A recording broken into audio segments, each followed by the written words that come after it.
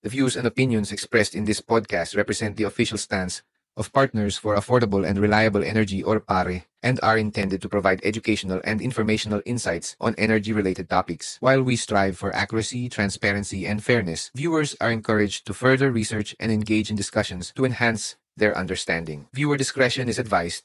PARE supports ERC Attorney De Malanta because she is doing exactly what the law requires to protect us, the consumers, to make sure that they have conducted their due diligence before approving or rejecting any proposals. And let me remind you, this is the same NGCP na noong 2017 and 2018 gumastos ng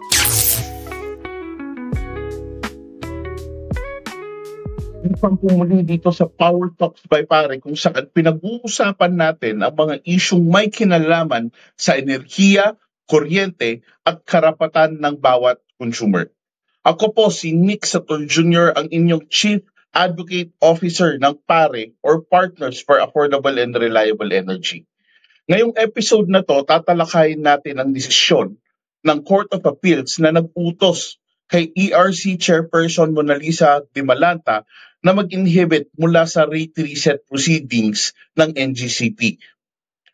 The Court of Appeals Special 11th Division in a 22-page decision dated April 30, 2025, acting on the petition for certiorari filed by NGCP, granted the grid operations motion for inhibition, further ruling that ERC Chair Attorney De Malanta should have recused herself from participating in the fourth regulatory period reset application of the country's transmission grid operator. So bakit ito mahalaga? Ano ang epekto nito sa atin bilang mga consumer? At paano natin masisiguro na ang bawat sentimong binabayad natin sa kuryente ay makatarungan at makatwiran? Samahan niyo ako sa isang mahaba-habang talakayan na ito, no? And mag-comment po kayo, mag-like kayo, and mag-share kayo ng ating page. So, unahin po natin, ano nga ba ang rate reset? Okay. Ang rate reset ay isa sa mga pinaka-critical na proseso sa sektor ng enerhiya, pero madalas hindi ito naiintindihan ng karamihan. So, let's break it down. Ang rate reset ay bahagi ng tinatawag na Performance-Based Regulation o PBR framework. Sa ilalim ng sistemang ito, ang mga utility companies tulad ng NGCP na siyang may hawak ng transmission grid sa ating buong bansa ay pinapayagang kumita o mag-recover ng kanilang investment. Pero dapat ito ay nakabase sa performance at kung gaano sila kaepektibo sa kanilang serbisyo. Ibig sabihin, hindi pwede na basta-basta silang magtakda ng presyo o maningil sa ating mga consumers kung kailan nila gusto at kung magkano ang kanilang gusto. Ito ay merong proseso. Dapat ito ay dumaan sa masusing pagsusuri ng ating ERC or Energy Regulatory Commission. At dito, papasok ang tinatawag natin na rate reset. So ang rate reset ay isang periodic review. Karaniwan, ito ay every 5 years kung saan nire-review ng ERC ang mga gastos, investment at performance ng isang energy utility para matukoy kung ang kasalukuyang rates nila ay makatarungan pa ba o kailangan itong baguhin. Ngayon, sa ilalim ng batas, particular sa Section 43 ng IPIRA Law, ang ERC ay may mandato na tiyakin na ang singil sa kuryente ay una, prudent, ibig sabihin maingat at makatwiran. Pangalawa, reasonable, hindi ito sobra-sobra o mapagsamantala. Pangatlo is necessary, ito ba ay kinakailangang gastos? And pang-apat, dapat ito ay least cost to consumers or pinakamurang maaari para sa ating mga consumers. So ito ang apat na pamantayan na dapat sundin. At kung walang rate reset, walang opportunity ang ERC na i-review ang mga sinisingil sa atin ng ating mga different energy companies. Ngunit nakakabigla. Dahil mula pa noong 2012, hindi na nagkaroon ng rate reset para sa NGCP. Ibig sabihin, 10 taon tayong mga consumers na nagbabayad ng transmission charges na hindi pa nasusuri kung makatarungan nga ba ang sinisingil ng NGCP o hindi na. Isipin natin, ilang bilyon na ang nakolekta pero walang malinaw na validation kung ito ba ay base sa aktual na gastos o inflated na ba? Or ito ay isang projection lamang na wala namang basis. Dito pumapasok ang tanong, bakit ang tagal? Bakit walang rate reset? Bakit hanggang ngayon hindi pa nagagawa? At ano ang ginagawa ngayon ng ERC para itama ito? Ngayon, nung nakaupo si Attorney Chairperson Mona Lisa Dimalanta, sinabi niya na panahon na para gawin ang nararapat.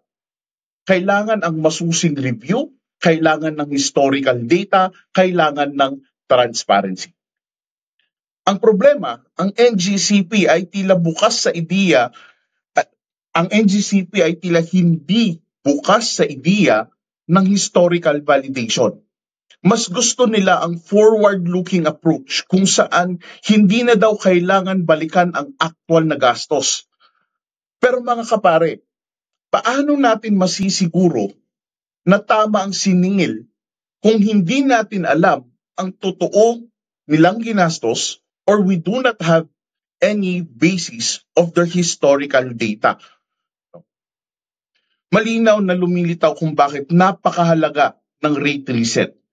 Ito ang tanging paraan para suriin, questionin at itama kung may sobra man o hindi makatarungan sa mga binabayaran natin buwan-buwan. Ito ang pagkakataon natin para ito ay maitama. Ngayon mga kapare, pumunta tayo dun sa mainit na balita. Last week, ang controversial na desisyon ng Court of Appeals na nag-utos kay ERC Attorney Chairperson Mona Lisa Dimalanta mag-inhibit mula sa rate reset proceedings. Ibig sabihin, bumaba siya, hindi siya makikialam sa ating mga rate reset proceedings ng NGCP kasi nga daw bias siya. Ayon sa Court of Appeals, sinasabi nilang may evident bias daw si Chair Dimalanta dahil sa isang press briefing or dahil sa mga statements na nabanggit ni Chairperson Dimalanta kung saan sinabi niyang dapat bumaba ang mga transmission charges ng NGCP dahil kailangan itong ma-review at i-reset. E tanong natin, bias nga ba? Base dun sa statement na yon, bias nga ba si Attorney Dimalanta sa pagbanggit nito? O ito ba ay isang regulator na ginagawa lang ang trabaho niya para protektahan ang mga consumers at ang bawat Pilipino?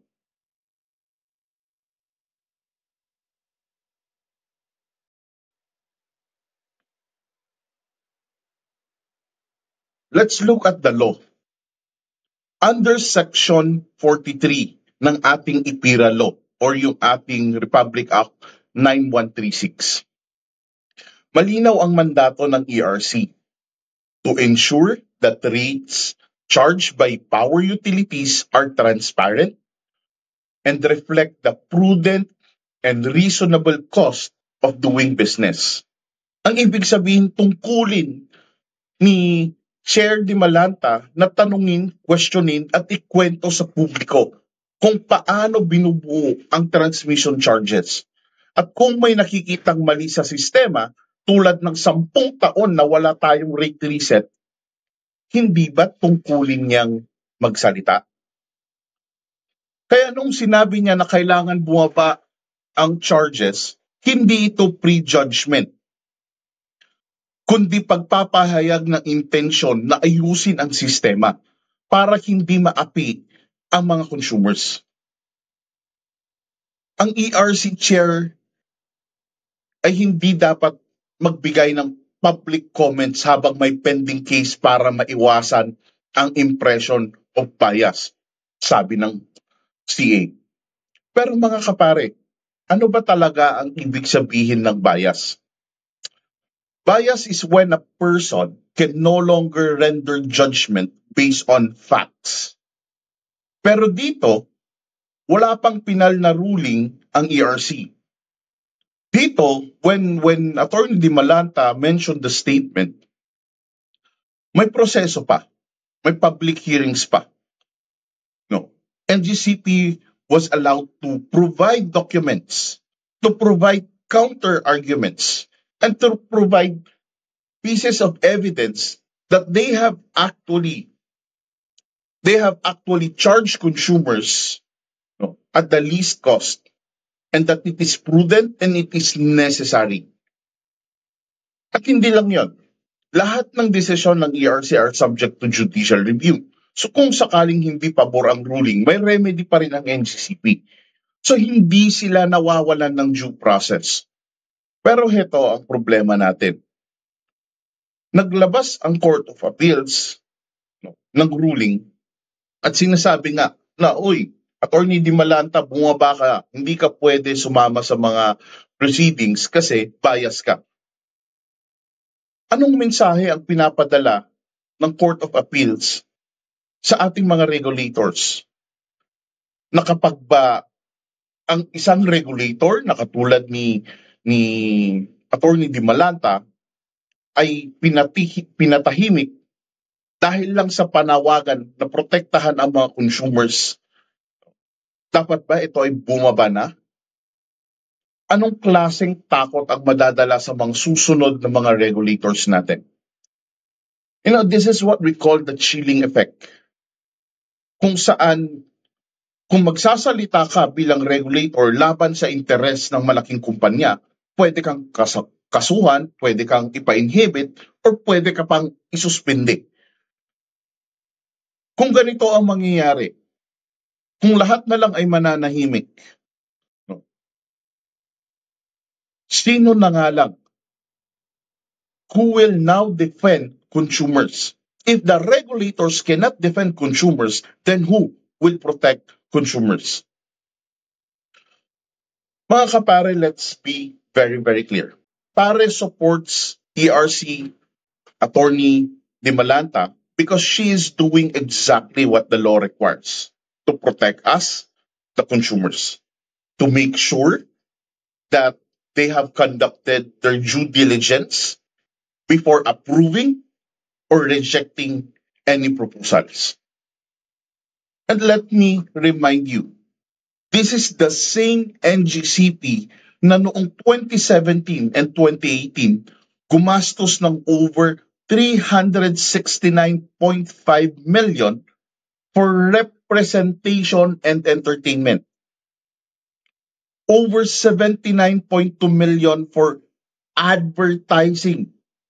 At higit na 672.9 million sa public relations and corporate social responsibility. Ito po ay nilabas ang mga datos na ito ay nilabas ni Senator Risa Hontiveros noong 2021 hearing, Senate hearing. At ang tanong ni Senator Risa Hontiveros during that time, sino ang magbabayad nitong bilyon-bilyon na gastos sa entertainment, advertising? No? Tayo, bilang mga consumers, kung walang rate reset, kung walang validation, di natin nakikita, ano pa ang mga ibang binabayaran ng mga consumers? Ano ang sangkop ng bawat transmission fee na sinisingil po sa atin? So makikita nyo yung inyong electric bill, no, naka-breakdown sa from power generation, transmission, and yung inyong utility distribution, either private or electric cooperative. No. So this decision, the CA decision, let us not this CA decision, stop what could be the most consumer protective ERC decision in a decade. This is more than just technicality. This is about who gets to set the rules. Regulators with integrity or corporations with unchecked power. Let us ask ourselves, who wins when the regulator is silenced? And who loses when no one speaks for the consumer?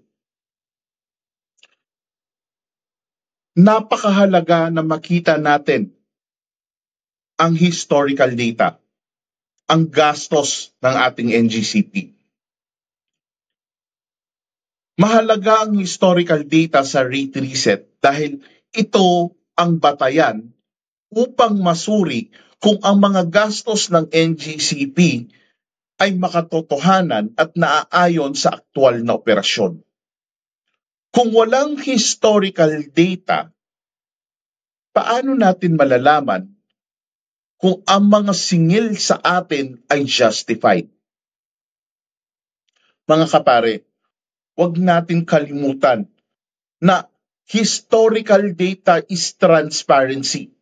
Kahit anong sabihin ng NGCP, kung hindi nila ipapakita ang totoong record sa atin, paano natin malalaman kung tama nga, kung totoo nga, o hindi ito'y gawa-gawa lamang? Ngayon, balik tayo dun sa issue na binunyag ni Senator Risa Hontiveros nung Senate Energy Committee hearings ng 2021. Imagine, 369.5 million para sa representation and entertainment. 79.2 million advertising. 672.9 million public relations and corporate social responsibility o CSR. Lahat yan ginastos ng NGCP noong 2017 at 2018. No? So, paano naman tayo? Ngayong hinahanap natin ang historical data, biglang magsusumbong si NGCP kay Court of Appeals at sasabihin niya, uy, bias ang ating regulator. Nung hindi sila kini-question, nung hindi sila hinahanapan ng kung ano man, nung hindi sila nire-review, tahimik lang sila, kumikita sila ng bilyon-bilyon.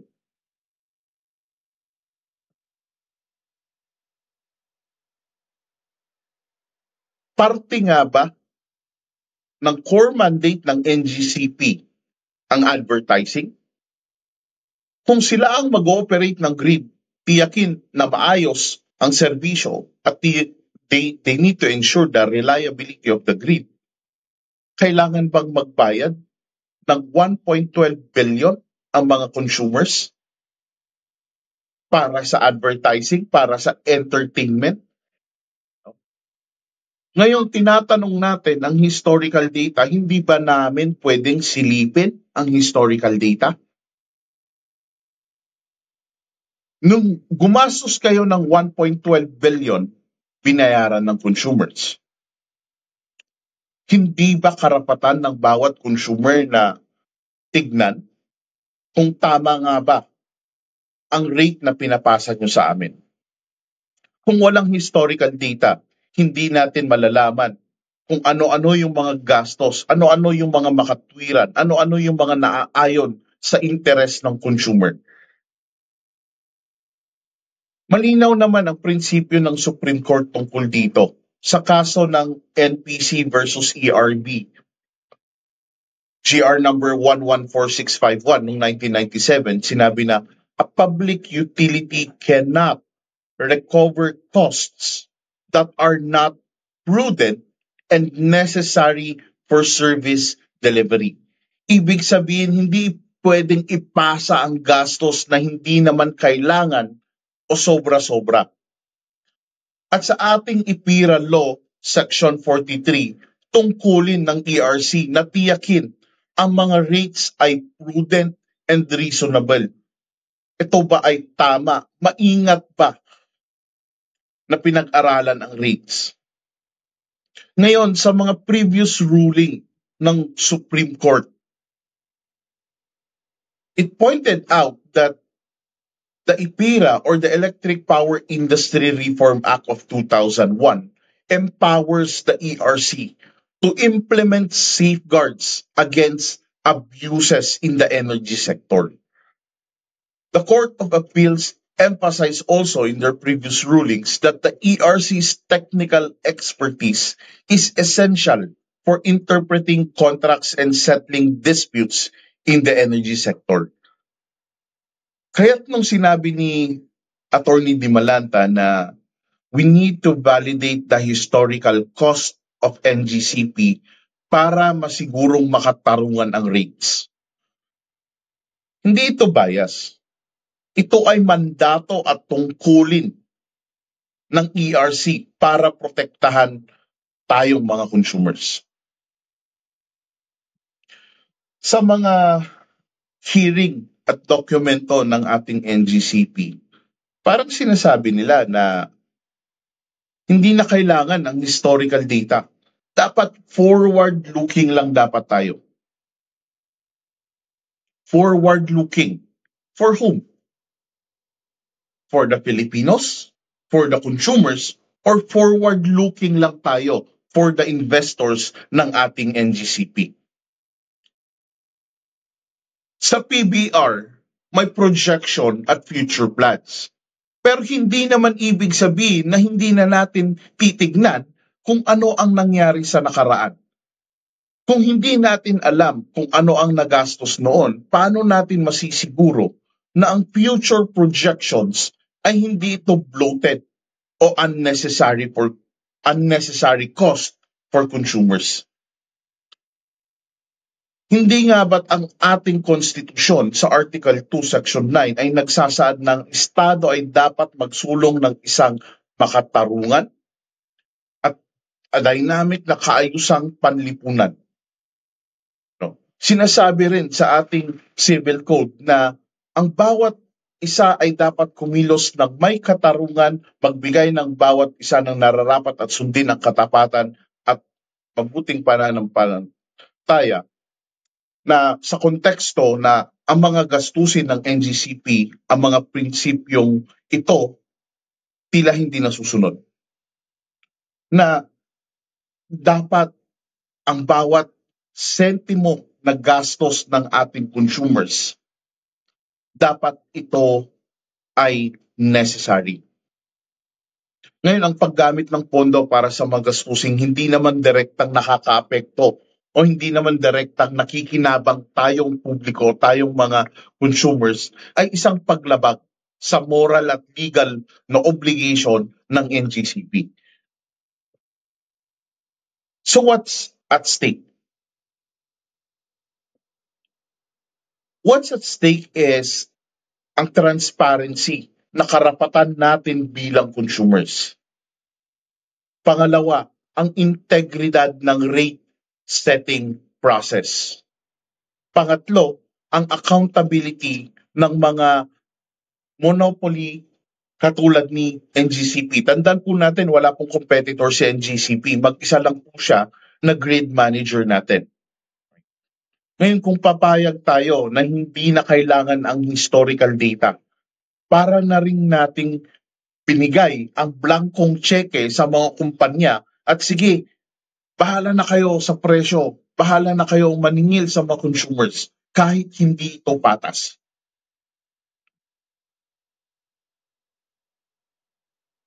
The role of ERC, the mandate of ERC is to protect the interests of our consumers.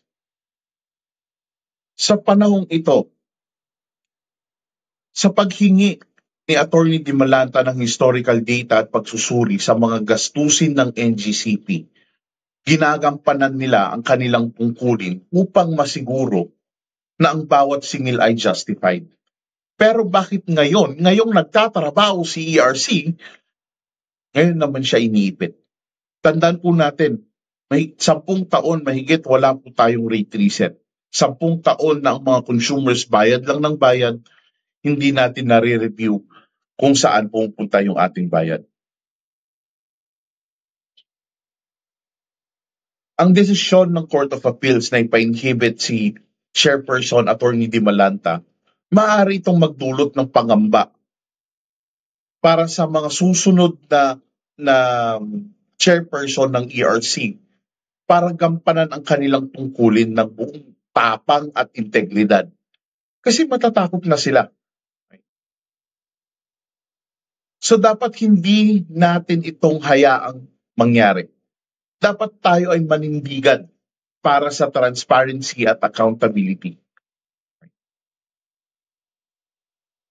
Lahat po mula Luzon, Visayas, and Mindanao, ating mga kapare, pagkatapos yung narinig itong tungkol sa Court of Appeals ruling, ang role o mandate ni ERC at ang gastos na ibinunyag ni Senator Risa Hontiveros, ano naman ang pwede nating gawin bilang mga consumer?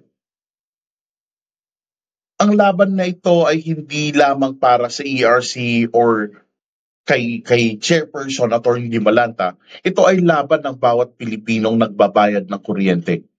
Dapat tayo ang magkaisa, manindigan para sa ating karapatan na magkaroon ng mas makatarungan at makatwirang singil sa kuryente. Hindi ito usapin para lang sa mga abogado. Hindi po ako abogado. Isa lang po akong consumers na may puso para sa mga ibang consumers. So ang usaping ito, hindi lamang para sa mga abogado, hindi lamang para sa mga regulators, hindi lamang para sa mga inhinyero. Ang usapin tungkol sa kuryente, apektado tayong lahat. Bawat Pilipinong nagbabayad ng kanilang kuryente buwan-buwan, apektado. Kaya tayo rin ang dapat magtanong, magbantay, at mag-ingay para sa transparency at accountability. Dapat nating tandaan, tayong mga consumers, sobrang apektado tayo dahil mababa na nga ang sahod natin, ang mahal ng gastusin, at eto pa, ang kuryente na problema natin. Every time na andyan na lang si Judith, okay, kapag due date na, halos kalahati ng sahod natin napupunta sa kuryente. Ito ang dahilan kung bakit yung boses natin sumisigaw at naghahanap tayo ng transparency and accountability in the energy sector. Ito ang dahilan kung bakit naghahanap tayo ng more affordable and reliable electricity para sa ating mga consumers. Ito ang dahilan kung bakit gusto natin ng more progressive energy sector.